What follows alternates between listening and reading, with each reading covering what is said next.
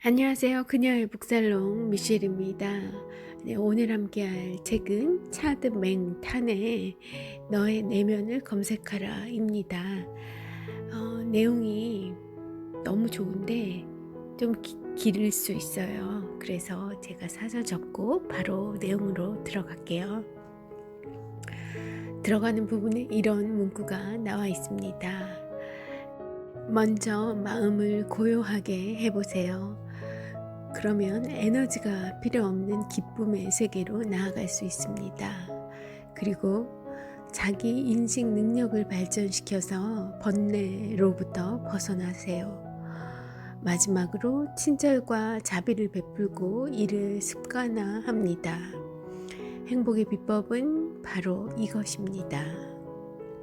자, 좀 더 세부적인 내용들로 들어가 보죠. 우리는 살면서 불행하기보다는 행복하기를 바랍니다. 마음이 괴롭고 화가 나서 힘들기보다는 호수처럼 잔잔하고 고요한 상태가 지속되기를 바랍니다. 하지만 우리는 행복한 삶을 꿈꾸면서도 정작 어떤 것이 진정한 행복인지, 그리고 마음속에서 어떤 감정이 일어나고 있는지 자세히 들여다보는 시간은 좀처럼 갖지 않고 있습니다.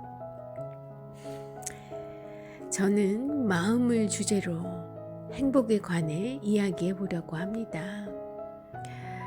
저는 미국에서 가장 멋진 직함을 가지고 있습니다. 구글의 졸리굿 펠로우이죠. 하고 이 졸리굿 펠로우에 대해서 설명하는 부분들이 좀 나오는데 이 부분은 넘어갈게요.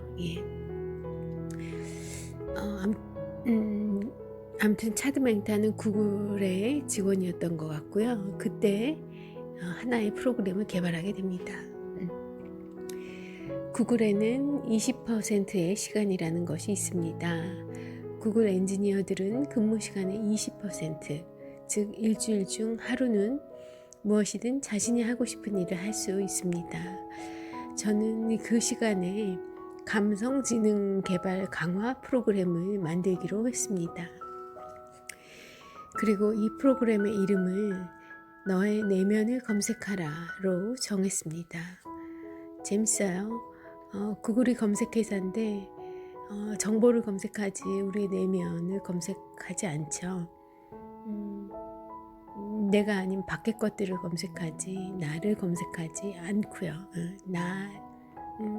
나의 내면, 내 속에 있는 그런 것들을 검색하지 않죠. 나만의 것은 웹에다 공유하지 않잖아요, 우리가. 어쨌든 재미있는 그런 시도였던 것 같습니다. 너의 내면을 검색하라로 정했습니다. 구글에서 이 프로그램은 엄청난 인기를 끌었습니다. 사내에서 인기를 많이 끌었다는 거죠. 그리고 여세를 몰아 저는 같은 제목의 책을 출간했고 이 책은 전 세계 베스트셀러가 되었습니다. 제가 일을 하면서 만난 전 세계의 수많은 리더들 가운데 가장 매력적인 사람은 마티유 리카르입니다. 그는 세상에서 가장 행복한 사람으로 알려져 있는데요. 어떻게 세상에서 가장 행복한 사람이 되었을까요? 마티유는 1972년에 미생물학 박사 학위를 받았습니다. 그의 지도 교수는 노벨상을 받은 프랑스와 자코브인데 그의 두 제자가 2명이었대요. 그 중에 한 명이 바로 마티유였습니다. 그러니까 마티유는 프랑스에서 가장 유명한 미생물학자가 되었을지도 모르는 사람이었습니다. 그런데 박사 학위를 따고 그가 선택한 길은 전혀 예상 밖이었습니다. 그는 수도자의 길을 선택했습니다. 마티유는 티베트로 가서 수도승이 되었고 그날 이후 지금까지 40년째 히말라야에 살고 있습니다. 명상을 하면서 말이죠.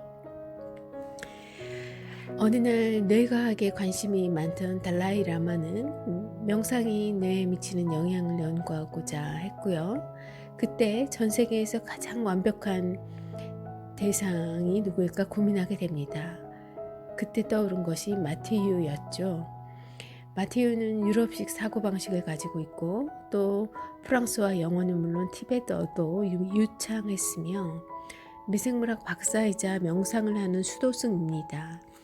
자그마치 40년, 즉 4만 시간 동안 명상을 해온 사람이죠. 달라이라마는 즉시 마티유를 초청했습니다. 완벽한 연구 대상이라고 판단했던 거죠. 그는 마티유를 통해 명상이 인간의 뇌에 어떤 영향을 끼치는지 연구하고자 했습니다. 달라이라마는 마티유를 MRI 검사실로 들여보내 촬영을 시작했고요. 그 결과 뇌에서 행복 수치를 측정할 수 있다는 사실을 알아냈습니다. 좌측 전두엽과 우측 전두엽의 차이를 비교해서 좌측 전두엽이 활성화될수록 행복한 사람이라는 결론에 도달한 것입니다. 반대로 오른쪽 전두엽이 활성화된 사람일수록 불행해질 가능성이 컸습니다. 촬영 결과 마티유의 행복 지수는 그래프로 측정할 수 있는 범위를 넘어섰는데요. 이때 그 연구진들은 그의 행복 지수를 보고 기계 고장을 의심할 정도였습니다. 사실 이때까지 마티유의 신원을 밝히지 않은 상태였었는데 누군가 다큐멘터리를 촬영하면서 마티유의 이름이 노출되었고 신문과 뉴스를 통해 이 일이 보도되면서 마티유는 이후로 이제 세상에서 가장 행복한 사람으로 알려지게 된 거죠. 아이러니하게도 마티유는 자신이 세상에서 가장 행복한 사람으로 불리는 것을 싫어합니다. 그럼에도 행복에 대한 질문을 던지고자 한다면 마티유만큼 적절한 사람은 또 없을 겁니다. 저는 마티유에게 행복이 무엇인지 물은 적이 있는데요. 그는 이렇게 이야기했습니다. 행복은 건강한 정신에서 우러나오는 충만한 느낌이다 라고요. 단순한 쾌감이나 즐거움이 아니고 순간적 감정이나 기분도 아닌 최적의 존재 상태, 존재 그대로의 상태를 행복으로 정의한 겁니다. 여기서 가장 핵심적인 단어는 바로 충만한 느낌입니다. 이 충만한 느낌, 이 충만하다는 단어는 참 듣기만 해도 이렇게 마음이 이렇게 차오르는 그런 느낌이 들지 않으세요? 미셸은 좀 그렇습니다. 제가 굉장히 좋아하는 단어예요. 여러분은 어떤 단어를 좋아하십니까? 네, 우리는 어떻게 행복해질 수 있을까요? 마티유는 행복은 정신의 구조를 제대로 이해할 때 도달할 수 있는 정서적 균형 상태로 정의합니다. 아까 그 최적의 존재 상태, 예시적인 그런 감정, 들뜸, 뭐 이런 것이 아니라 최적의 그냥 그 고요한 존재 상태라고 이야기했잖아요. 그런 이제 행복의 상태는 정신의 구조, 이게 어떻게 돌아가는 건지 우리 이 정신계가 그 구조를 제대로 이해할 때 이해하는 것을 기반으로 이렇게 도달하는 그런 정서적 균형 상태라고 이야기를 또 달리도 표현합니다.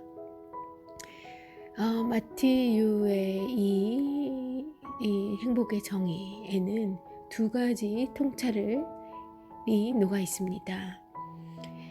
첫째는 행복은 고통과 번뇌로부터의 자유,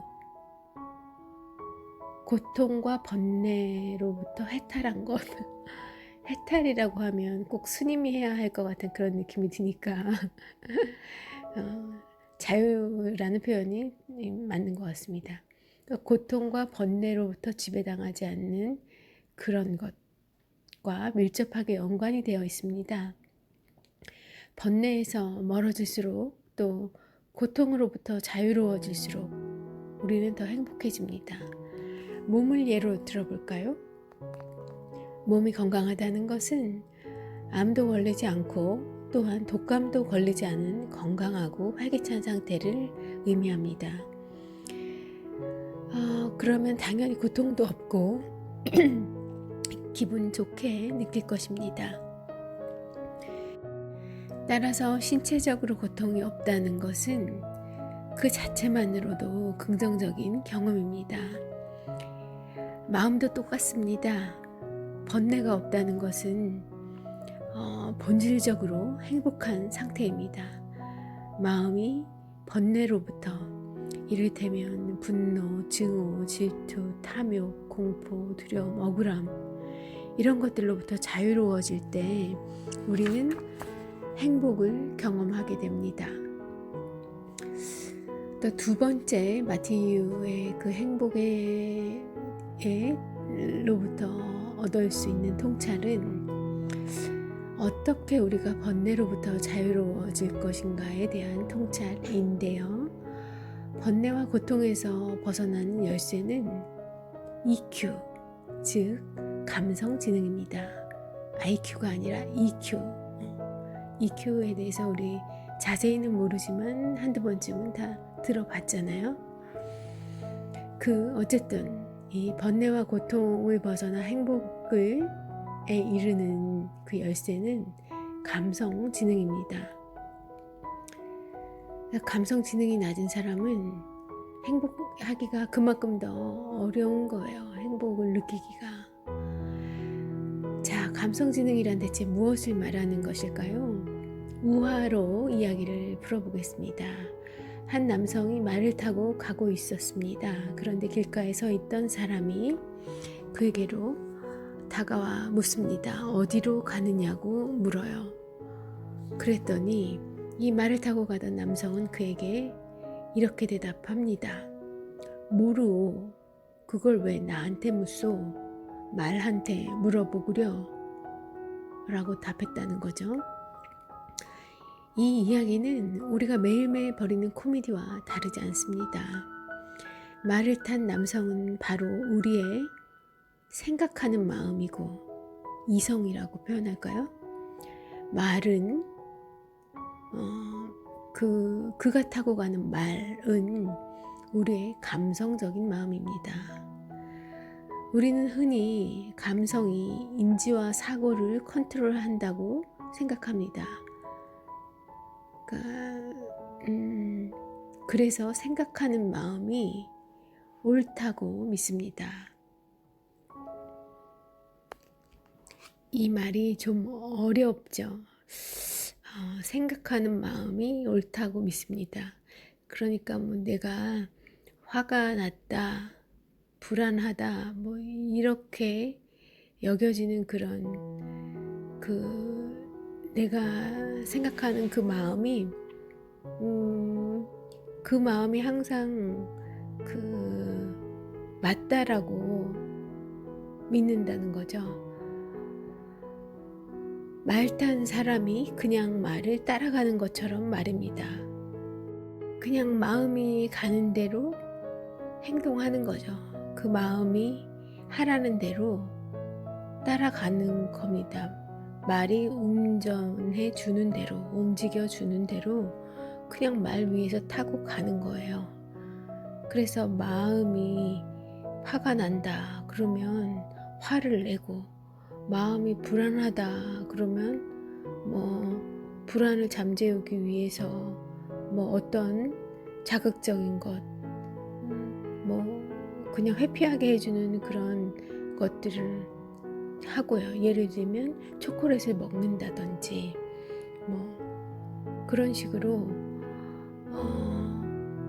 내 마음이 이야기하는 것, 가리키는 방향이 그냥 그렇구나 라고 의심 없이 받아들이고 그 마음이 하라는 대로 여과 없이 어떤 행위들을 한다는 거예요. 하지만 때로는 반대로 보이기도 합니다. 여러분의 마음속에 분노와 증오가 가득 찼다고 가정해 보세요.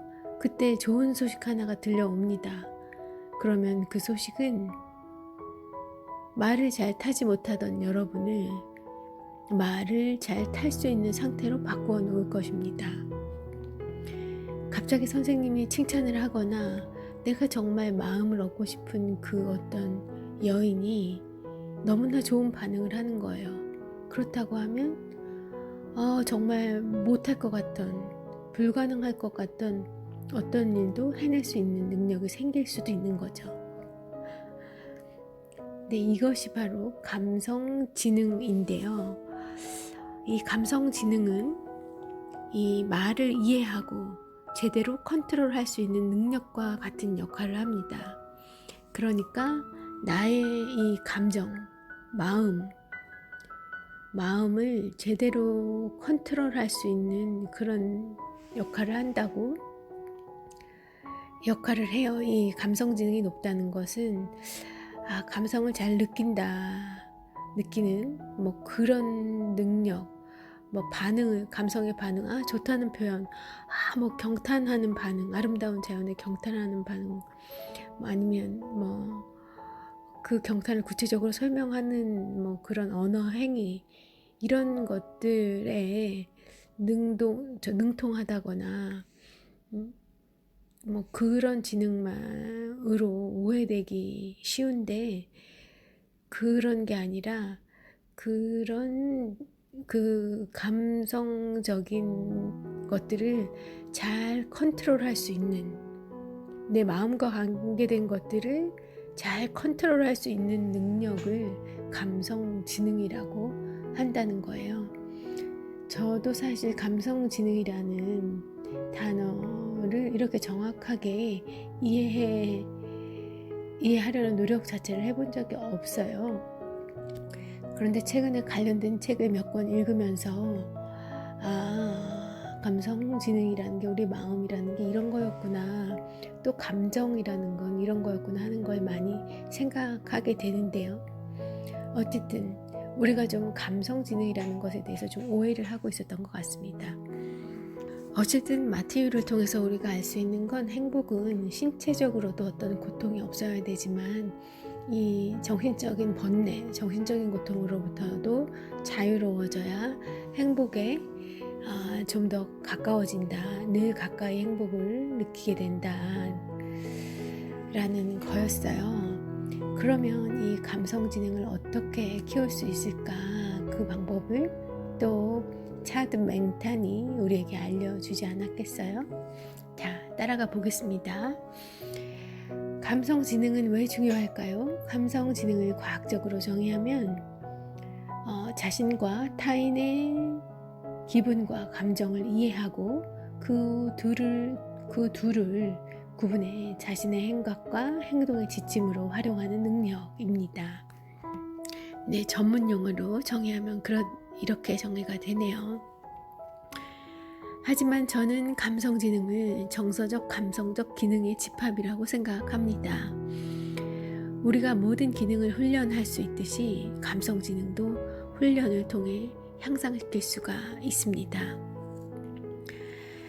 마찬가지로 행복 공식이 감성지능을 바탕으로 한다면 행복 또한 훈련을 통해 얼마든지 도달할 수 있는, 그렇다는 얘기인 거죠. 자, 행복을 훈련할 수 있다니 정말 대단하지 않습니까? 이 일이 가능한 것은 뇌의 신경 가소성 때문입니다. 과학자들은 생각하고 행동하고 주의를 기울이는 과정에서 뇌의 기능과 구조가 바뀐다는 사실을 발견했습니다.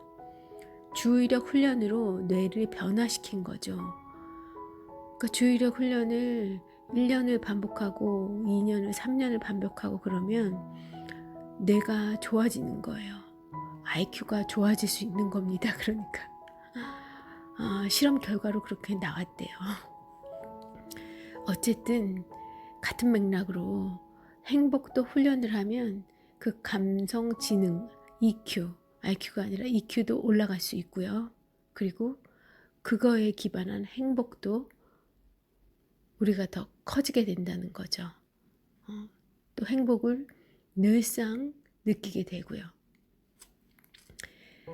구글도 2007년부터 엔지니어에게 감성 지능을 훈련시키고 있습니다. 이 차드 맹탄의 내 내면을 검색하라 라는 그 프로그램이 구글 엔지니어에게부터 적용이 된 것이었나 봅니다. 여기에는 많은 시간이 필요하지 않습니다.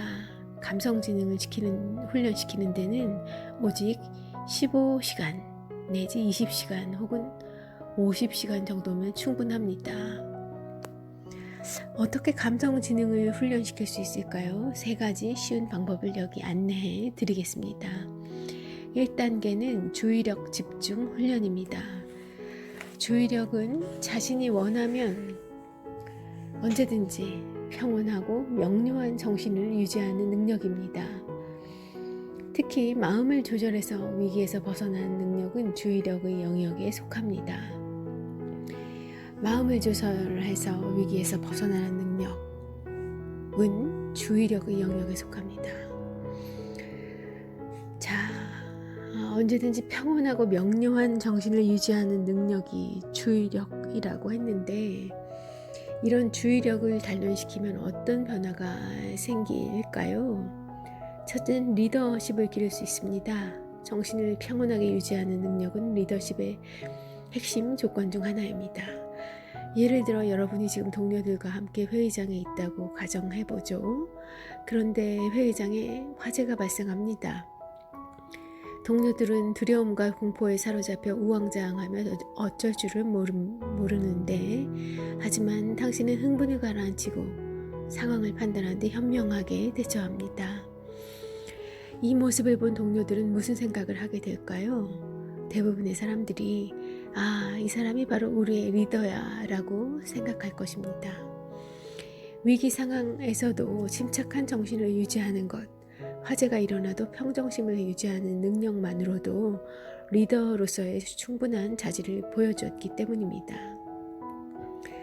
자, 2번째 변화는 빅터 프랭클 박사의 말에서 찾을 수 있습니다. 빅터 프랭클의 책과 그의 아우슈비츠 수용소에서의 경험은 제가 바로 전날 읽어드린 그 팟캐스트를 참고하시면 좋을 것 같아요. 예. 어쨌든 이 2번째 주의력을 통한 2번째 효과는 빅터 프랭클 박사의 말에서 찾을 수 있는데요. 빅터 프랭클은 자극과 반응 사이에는 공간이 있다고 말했습니다. 그리고 이 공간에 우리의 반응을 선택할 자유와 힘이 있다고 말했습니다. 그러니까 자극이 온다고 바로 반응하는 것이 아니라 그 사이에 공간을 만들 수 있다는 거예요. 그리고 그 공간에서, 그 사이에서 내가 어떤 선택을 할지는 나의 의지와 자유에 달려 있다는 거고, 그럼에도 불구하고 어떤 선택을 하는 것이 좀 더 나은 결과를 만들어낼 수 있다. 그런 내용이죠. 예. 그래서 우리가 마음을 침착하게 유지할 수 있다면 우리는 자극과 반응 사이에 믿을 만한 공간을 만들 수 있습니다. 마음을 침착하게 유지할 수만 있다면요. 그것을 이용해 우리는 선택의 자유와 힘을 갖게 되고, 이 간단한 기술이 우리를 자유롭게 만들어 줍니다. 그런데 지금 리더십, 그리고 자극과 반응 사이에 어떤 나의 결정권을 갖게 해주는 것, 이것만이 주의력이 가져다주는 효과가 아니라 보다 더 강력한 효과가 있는데요. 그것은 바로 행복입니다. 이 고요하고 차분한 마음, 주의력을 유지하면 마음속에서 행복이 피어나기 시작할 것입니다. 그러니까 신중하면 마음속에서 행복이 피어날 수 있을 것 같아요. 예.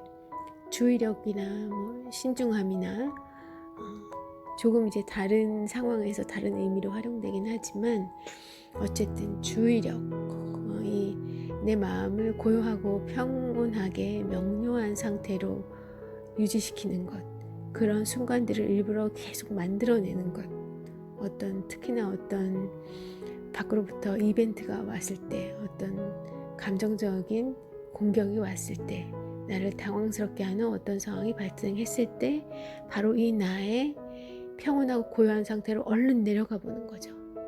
얼른 내려가서 나한테 잠깐의 이 주의력을 집중할 수 있는 틈을 나한테 주는 거죠. 훈련이 되면 가능하다고 하고요. 가능할 것 같다는 생각이 저도 들어요. 예. 노력해 보고 있습니다. 요사이 이 상태에 도달할 때마다 저는 기쁨을 느꼈습니다. 이 차분한 마음을 유지하면 마음속에서 행복이 피어나기 시작하는 이 상태를 차드 맹타는 많이 훈련하고 그래서 경험할 수 있게 되는데 그때마다 기쁨을 느꼈다는 거예요. 그러면서도 이런 일이 가능하다는 게 믿기 어려웠습니다. 그래서 스승님에게 물어봤어요. 스승님은 이렇게 이야기하십니다. 행복이 마음의 기본 상태이기 때문이라고 말씀해 주시더군요. 행복이 디폴트라는 거예요. 마음을 고요하게 하면 초기 상태인 행복으로 돌아간다는 이야기입니다. 여기에 마술은 없었습니다. 그러니까 거창한 행위를 해서 마술을 부려서 행복의 상태로 차드 맹탄이 들어간 게 아니라 그냥 고요하고 차분한 마음, 나의 평정심 이 속으로 찾아 들어갔더니 그 안에 행복이 있더라는 거예요. 그런데 이게 그럴 수밖에 없는 이유는 행복이 어디 멀리 있는 게 아니라 나의 마음의 기본 상태라는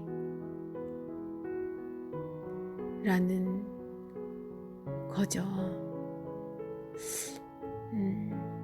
우리 안에 다 있는 그런 상태, 그런 마음이라는 겁니다. 자, 이 말을 듣고 제 삶이 바뀌었습니다. 그러니까 차드 맹탄의 삶이 바뀌었다는 거예요. 우리는 누구나 행복을 쫓으며 살아갑니다. 심지어 미국은 헌법으로 행복 추구권을 보장합니다. 저희도 마찬가지 아닌가요? 그런데 알고 보니 행복은 추구해야 하는 게 아니었습니다. 행복은 이미 여기에 존재합니다. 우리는 그저 그것에 접근하기만 하면 됩니다.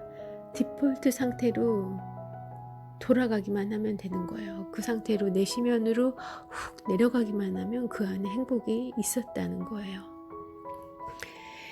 이것이 인생을 바꿔주는 심오한 지혜입니다. 그래서 나의 내면을 검색하라라는 의미가 사실 이 의미였나 봅니다. 네 안에 있는 그 행복의 상태를 찾으라. 그것으로 가는 길을 그 길로 내려가라. 그런 것이 구글의 엔지니어에게 많은 도움이 되었을 것 같다는 생각이 드네요. 예. 이미 행복하다면 우리는 더 이상 행복을 쫓는 노예가 될 필요 없습니다.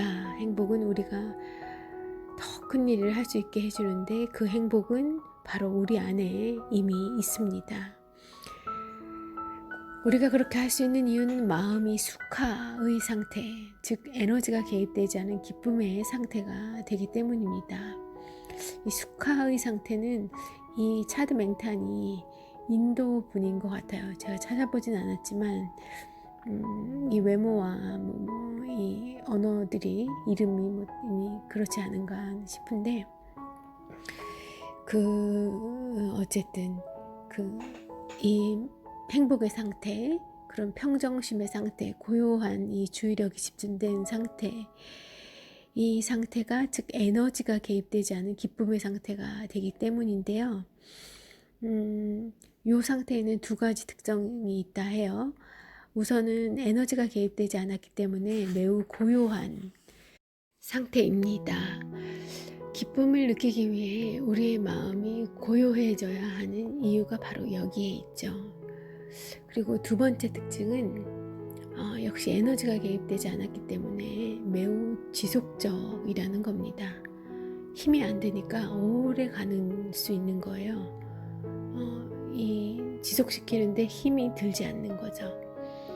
일단 원할 때마다 마음을 고요하게 할 수 있다면 수카에 접근할 수 있고, 이 기쁨은 또한 한번 그 상태에 도달하면 오랫동안 지속되는 그런 특성을 보인다는 겁니다. 그러므로 우리는 행복의 원천에 닿을 수 있는 거죠. 이 수카의 상태에서. 그리고 그것이 또 우리의 삶을 바꿔주게 되는 것이고요. 네, 이제 그것이 그렇게 좋은 것이라는 걸 알았고 어떻게 훈련해야 할지 살펴보겠는데요. 그 방법은 무척 간단합니다. 바로 마음 챙김입니다. 마음 챙김이란 주의력을 기울이는 일입니다. 아니, 주의력을 높이기 위해서 주의력을 기울이는 훈련을 하라는 거네요. 특정한 방식과 목적을 가지고 비판 없이 지금 이 순간에 집중하는 것입니다. 주의력을 기울인다는 게 구체적으로는 이런 걸 의미하는군요. 비판 없이 지금 이 순간에 집중하는 것. 다시 말해 판단을 배제한 채 의식적으로 현재의 순간에 주의를 기울이는 것입니다. 여러분도 한번 시도해 보세요. 10초 동안 호흡에만 주의를 집중합니다. 호흡에 정신을 집중하고 흐트러지면 다시 집중하기를 반복합니다. 우리가 평상시에 하는 그런 호흡 말고 복식 호흡이 오히려 더 의식적인 이런 행위를 하기에는 좀 더 적합한 것 같기도 하네요. 그런데 도대체 이런 행위가 이런 예를 들면 호흡을 하는 등 이런 명상 행위가 무슨 도움이 되느냐고 반문할 수 있겠는데요. 그 질문에 답하기 위해 예를 하나 들어보겠습니다. 무거운 아령을 들고 이두박근 운동을 하면 어디에 좋을까요? 체력 단련을 해본 사람이라면 이미 답을 알 것입니다. 제가 아령을 한 번씩 들어 올릴 때마다 저는 제 이두박근이 조금씩 단단하고 커집니다. 이 행위를 반복하면 바로 힘이 생깁니다. 체력이 강해지는 것이죠. 그리고 체력이 강해지면 이전에는 전혀 할 수 없던 일을 할 수 있게 됩니다. 무거운 물건을 들 수도 있고, 여자친구를 번쩍 안을 수도 있고, 아이를 업어줄 수도 있고, 혼자서 가구를 옮길 수도 있게 됩니다. 이뿐만 아니라 삶을 바꾸는 여러 일들이 가능해집니다. 더 많은 에너지가 생기기 때문이고, 여기에 제가 또 하나 덧붙이자면 체력이 좋아지면 어떤 정신적인 짜증이나 그런 사람들과에서 관계에서 오는 스트레스에 대한 내성도 좀 더 커집니다. 내 신체가 아프고 골골할 때보다 그런 것에 좀 더 개의치 않게 되는 경향이 있죠. 에너지가 넘치면 감기 몸살에 걸리지도 않고, 그렇게 되면 회사에 평가를 내는 일도 훨씬 줄어들 것이고, 일을 할 수 있는 시간이 늘어나니 생산성도 높아지고 성질도 빨라질 것입니다. 그렇게 되면 여러분은 이미 성공의 길로 들어선 것입니다. 이 마지막 부분은 너무 진전이 빨랐네요. 그런 자신의 모습을 거울에 비춰보면 건강과 행복이 저절로 느껴질 것입니다. 네, 그렇죠. 단지 아령을 들었다 올렸다 내렸다를 반복했을 뿐인데 그 시너지가 나비 효과처럼 커져서 건강과 정서적 안정, 행복으로 이어지는 것입니다. 그리고 또 그런 행복은 전파되죠. 그런 기운들은 주위를 감염시키는 효과들 가져다 주지 않나 문득 생각이 드네요. 마음도 마찬가지입니다. 아령을 들어 올렸다 내려놓았다 하듯이 주의력을 집중하는 훈련을 반복하면 마음의 근육에도 힘이 생깁니다. 이렇게 주의력 집중에 숙달되면 우리는 언제 어디서든 원할 때마다 마음의 고요를 찾을 수 있습니다. 그래요. 1초 만에 주의력 집중하기. 그러면 저는 저의 그 지구의 행복으로 내려가서 행복을 만나고 오는 겁니다. 이 마음의 고요, 주의력, 행복 연습하고 싶어요. 예. 읽어드릴 부분이 조금 남았는데 다행히 오늘은 제가 좀 시간이 되고 그래서 좀 길어지 한 10분, 15분 정도 더 걸릴 것 같아요. 차서를 줄이고 읽어드리면 그래도 끊어서 하기보다는 오늘 다 읽어드리는 것이 맥락상 또 이 차드 맹탄의 이 메시지를 그대로 전달시켜 드리기 되게 좋은 내용이거든요. 좋을 것 같아서 저는 계속 읽어 드릴 건데 바쁘신 분들은 여기까지 듣고 가셔도 좋을 것 같습니다. 자, 계속 읽어 볼게요. 감성지능 훈련의 2단계, 아까 3단계가 있다고 했고 1단계는 주의력 집중이었어요. 네, 2단계로 이제 넘어가 보겠습니다. 이 감성지능 훈련의 2단계는 자기인식, 즉 자기에 대한 암입니다. 우리가 주의력 집중 훈련을 통해 마음을 인식하고 조절하듯이 자기 자신을 알므로써 좀 더 분석적으로 자기를 제대로 아는 거예요. 그렇게 알므로써 감정이 움직이는 과정을 세밀하게 인지하는 것입니다. 자신의 감성을 정확하게 인지하고 이해하면 우리는 이를 통해 유용한 정보를 얻을 수 있습니다. 감성을 정확하게 인지하고 이해한다는 것은 번뇌를 극복하는 것과 같습니다. 하나의 예를 살펴보겠습니다. 우리가 어떤 감정을 느낄 때 그것은 실존적 경험입니다. 행복, 분노, 슬픔 등 내가 느끼는 감정들은 바로 나 자체입니다. 다시 말해 감정과 나는 분리되지 않습니다. 그래서 우리는 나 자체인 감정에 대해 어떻게 할 도리가 없죠.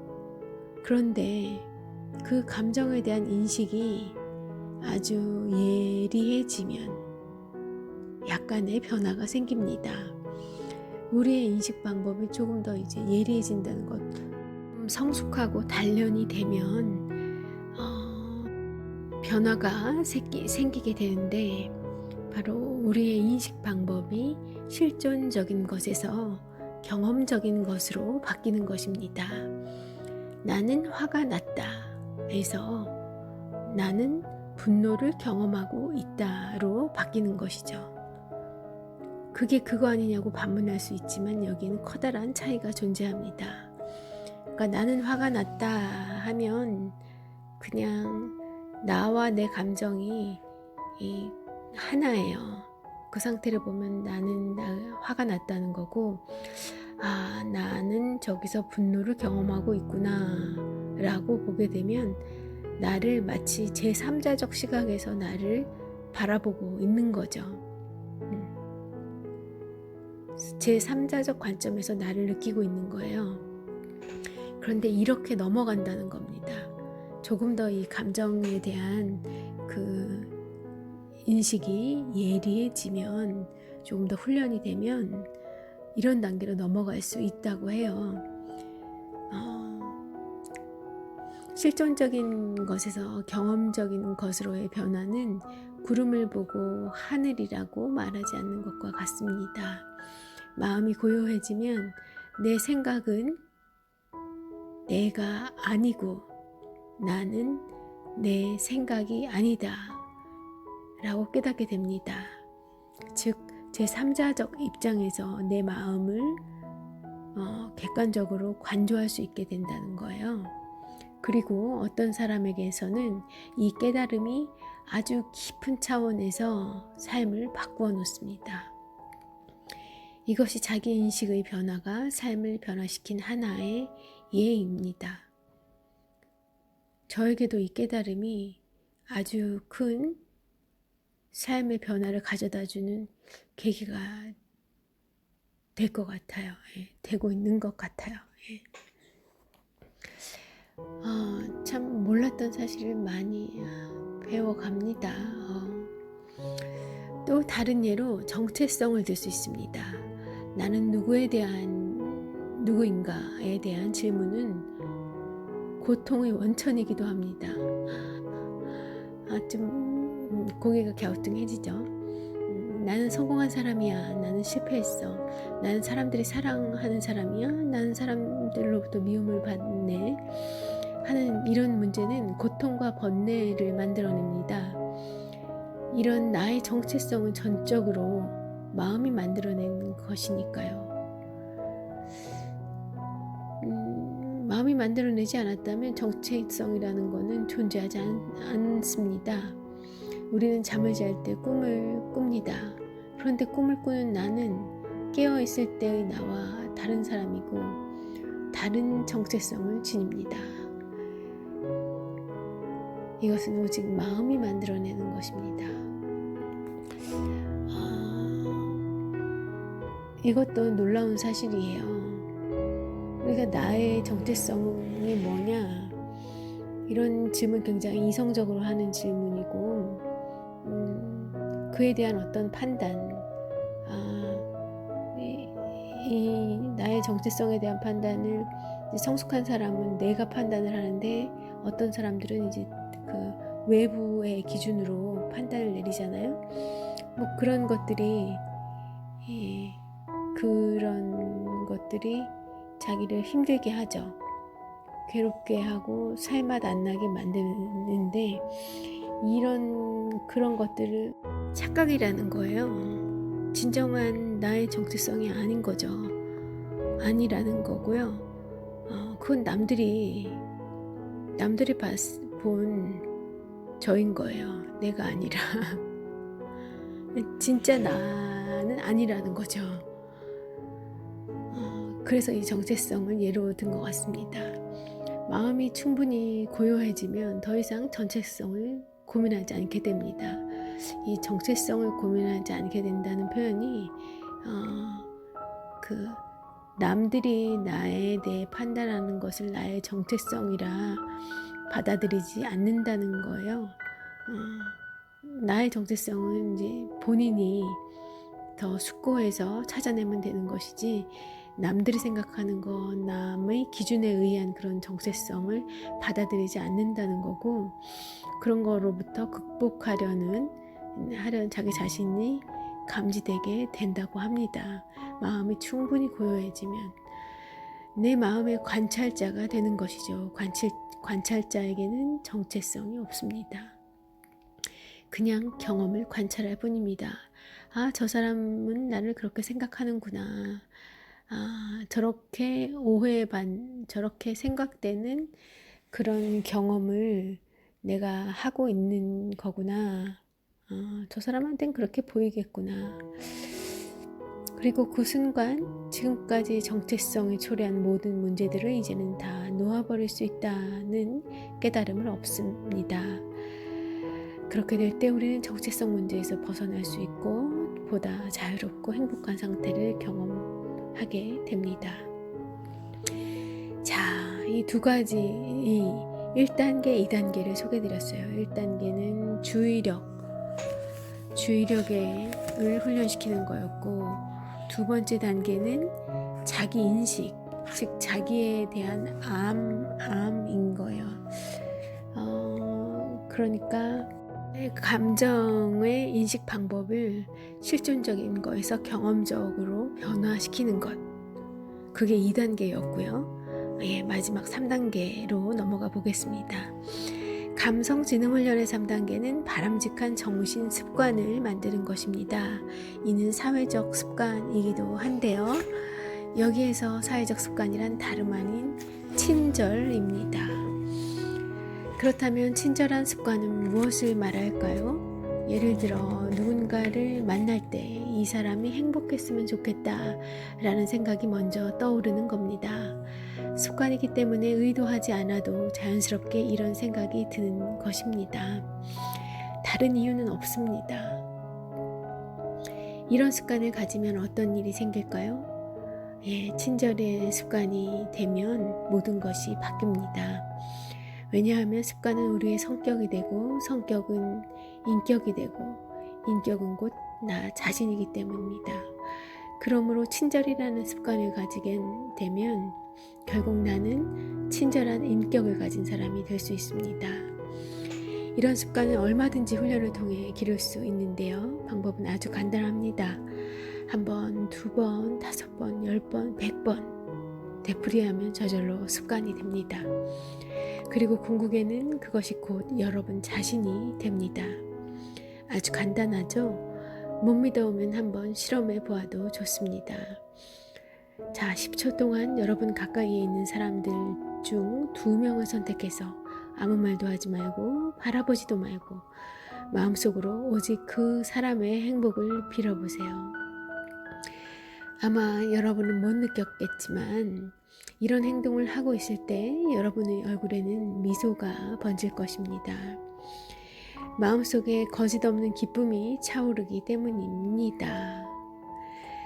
타인의 행복을 빌어주는 행위를 통해 나 자신도 행복해지는 것입니다. 나 자신을 위해 아무것도 한 게 없고 아무것도 바란 게 없는데 그저 한 가지 생각을 바꾼 것 뿐인데 그저 친절해야겠다라고 마음먹었을 뿐인데 그것이 나를 행복하게 만들어줍니다. 10원도 들이지 않았는데 말입니다. 그리고 친절이 깊어지면 자비로 이어지기도 합니다. 친절은 다른 사람에게 행복을 빌어주는 것이고 자비는 다른 사람이 고통으로부터 벗어나기를 빌어주는 것입니다. 비슷한 것 같지만 여기에는 중요한 차이가 있는데요. 우선은 친절은 자비보다 쉽습니다. 그리고 친절함은 곧 자비로 나아가는 길이기도 합니다. 사람들의 행복을 빌다 보면 어느새 그들이 고통받지 않았으면 좋겠다는 생각을 하게 됩니다. 즉 자비심이 생기는 것이죠. 또 하나의 친절과 자비에 대한 차이는 동기부여에 있습니다. 친절은 반드시 동기부여로 이어지지는 않지만 다른 사람들이 고통으로부터 벗어나기를 바라는 그 자비로운 마음은 그 자체로 동기부여가 됩니다. 그래서 그 동기가 자비심이 되고 자비는 나 자신의 행복을 이끌어주는 지름길이 됩니다. 조금 역설적으로 느껴지는데 자비가 친절보다 더 쉬울 수도 있다는 거네요. 쉽다는 거네요. 그렇기도 한 것 같기도 해요. 친절보다는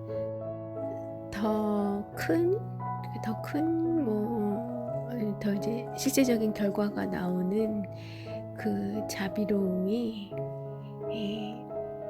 그리고 또 왠지 좀 더 어려울 것처럼 여겨지는 그 자비로움이 그래서 이제 어렵기 때문에 그런지는 모르겠지만 친절보다는 자비가 우리를 더 행복으로 이끌어 준다고 합니다. 이 자비심을 가졌을 때가 가장 행복한 마음 상태라고 해요. 그래서 여러분도 하나의 친절한 마음이 자비심으로 이어지는 그런 자비심으로 발전하는 그런 경험들을 해보시길 차드맹탄이 권하고 있습니다. 네, 행복의 비법은 바로 이것입니다. 우선은 마음을 고요하게 주의력을 집중해 보시고 그러면 에너지가 필요 없는 기쁨의 세계로 들어갈 수 있습니다. 그리고 자기 인식 능력을 발전시켜서 번뇌로부터 벗어나세요. 그러니까 감정을 인식하는 것을 실존적 경험에서 경험적인 것으로 인식하는 그런 태도로 좀 바꾸어 보시고, 그리고 이 마지막으로 친절과 자비를 베풀고 이것을 습관화해서 친절과 자비의 인격을 내면화하라는 겁니다. 이 모든 과정이 훈련을 통해 얼마든지 가능합니다. 마지막으로 한 가지 이야기만 더 하도록 하겠습니다. 저는 차드맹탄은 왜 감성지능을 훈련하게 되었을까요? 엔지니어와는 하등 관계없는 일인 것 같은데 말이죠. 사실 제 꿈은 죽기 전에 세계 평화를 이룩하는 것이었습니다. 어느 날 산책을 하다 문득 든 생각이죠. 이 꿈을 이루기 위해 어떻게 해야 할지 고민한 끝에 답을 찾았습니다. 답은 내면의 평화와 내면의 기쁨을 쫓는 일이며, 이것이 친절과 자비심으로 이어지면 세계의 평화로 이어질 수 있다고 깨닫게 되었습니다. 그리고 몇 개월에 걸쳐 구체적인 방법을 찾은 끝에 지금까지 이야기한 이 3단계 방법을 완성시켰습니다. 이 모든 것이 감성지능을 훈련하면 얼마든지 가능한 일입니다. 여러분도 저와 함께 세계 평화를 위한 조건을 만들어 나가기 바랍니다. 즉, 차드맹탄의 꿈에 동참해 달라는 거죠. 그게 또 당신을 위한 일이기도 하고. 네, 여기까지고요. 늘 생각했던 거긴 하지만 구글이라는 회사는 정말 멋진 것 같아요. 그런 회사 문화도 그렇고, 또 이런 차드맹탄과 같은 결실을 그로부터 맺기도 하니까요. 어디 이뿐이겠습니까? 그리고 또 이 차드맹탄 같은 이런 사람들이 그 안에 또 무수히 있을 거라는 생각을 하니까, 그런 사람들이 또 가고 싶어하는, 갈 수 있는 회사라고 하니까 정말 좋은 회사라는 생각이 듭니다. 그리고 구글 얘기보다 더 중요한 것은 꿈 얘기인 것 같아요. 이 꿈이 얼마나 멋있습니까? 나의 꿈은 뭐가 되는 거, 아니면 사업을 얼마큼 신장시키는 거, 아니면 어떤 직함을 갖는 것, 어떤 그 전문직을 갖는 것, 그로 인한 수입을 얼마를 얻거나, 그런 것, 아니면 아주 행복한 가정을 꾸미는 것, 이런 것들은 좀 이제 들어봤음직한 그런 우리 개개인의 꿈인데, 그런 차원이 아니라 이 차드맹탄의 꿈은 멋있어요. 죽기 전에 세계 평화를 이룩하는 것이 꿈이었잖아요. 그걸 또 그렇다고 어렸을 때부터 꾼 꿈은 아니고, 어느 날 산책하다가 아마 성인이 된 이후에 갖게 된 그런 꿈 아닐까요? 아닐지도 모르지만, 어쨌든 그런 꿈을 갖는다는 그런 게 너무 이쁘고 좋은 것 같아요. 그리고 그거를 이렇게 실천을 해내는 것, 그리고 그런 실천을 할 수 있는 기회를 이 돈벌이에만 회사에서 내몰지 않고, 그 주 1일이라는 시간을 그런 것에 할애해서 그것으로부터 다시 일을 잘 할 수 있는 에너지를 충만하고라고 하는 그 회사도 멋있고, 어쨌든 정말 꿈을 꾸려면 이런 꿈도 멋있지 않나, 의미 있지 않나, 그런 생각이 들고, 읽으면서 사실 이 꿈에 대한 얘기는 어디 그 다른 강연이나 이런 데서는 나오지 않는 그런 내용인데, 제 꿈을 돌아보게 됐어요. 그리고 젊었을 때 사회 초년생일 때 나는 어떤 꿈을 가졌었더라, 그랬던 경험들이 조금은 제 안에 있었어요. 그런데 이제 간간히 떠올리긴 했지만, 이거를 그 구체적으로 어떻게 내가 좀 더 선명하게 그려야 할까, 그것을 그리는 게 되게 절실하게 필요하구나 하는 생각을 많이 하던 차였는데, 이 차드 맹탄의 이 꿈 이야기, 꿈으로부터 비롯된 이 일련의 스토리가 저를 많이 자극을 시키더이다. 네, 오늘 저희 회사는 권장 휴가입니다. 그래서 제가 좀 시간이 있어서 이 마지막 부분까지 다 읽어드렸는데 조금은 도움이 되시면 좋겠어요. 첫째로는 주의력 집중, 명상이 좋다 하더라고요. 혼자 있는 시간, 뭐 사색하는 시간 많이 갖고 계속, 그리고 그 반복적으로 주의를 자꾸 달아나려는 주의를 계속 붙잡아오고 그런 훈련을 강화하면 될 수 있다고 해요.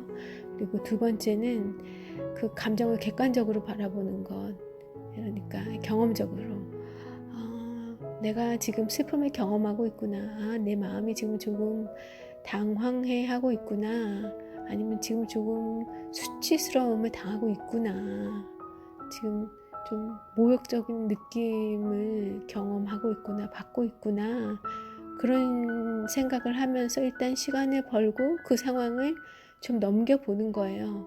단 1, 2초, 수초, 1분, 10분이 되더라도 그 시간이 이렇게 길어지면 길어질수록 그만큼 우리는 성숙할 수 있는 것 같아요.